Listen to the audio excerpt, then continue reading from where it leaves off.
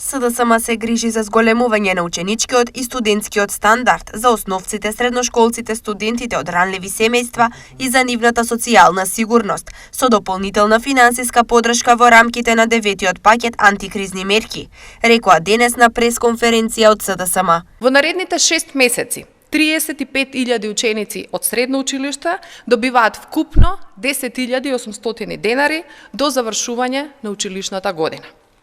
Учениците од основното образование во наредните 6 месеци добиваат 7.200 денари до завршување на училишната година за ученик. Со оваа мерка за подршка опфатени се 70.000 ученици од основно училиште. За 10 дена следува и новата, втора исплата на финансиската подршка за пензионерите, лицата со попреченост и самохраните родители. Над 187.000 пензионери со пониски пензии може да ги очекуваат парите на своите сметки директно без да аплицираат.